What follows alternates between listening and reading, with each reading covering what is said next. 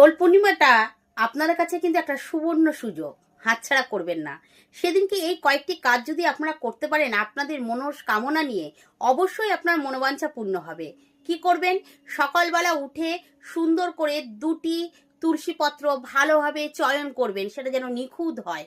সেই দুটি তুলসী পত্র আপনারা সাদা চন্দনের মধ্যে সুন্দর করে ডুবিয়ে নেবেন, যেন পরিপূর্ণ চন্দন মাখা যেন থাকে সেই তুলসী পত্র দুটি। এখন আপনার ঘরে যদি শ্রীকৃষ্ণ থাকে, গোপাল যদি থাকে, নারায়ণের যে কোনো বিগ্রহই থাকুক না কেন, ভগবান শ্রীহরি, সেইখানে তার শ্রীচরণের সেই দুটি আপনি তুলসী পাত্র নিবেদন করবেন আপনার মনোবাঞ্ছা জানিয়ে। আর আপনার ঘরে যদি শ্রীকৃষ্ণ থাকে, গোপাল সোনা যদি থাকে, তাহলে অবশ্যই সেদিন আপনি একটি ময়ূর পালক অবশ্যই তাকে নিবেদন করবেন আপনার মনোবাঞ্ছা জানিয়ে।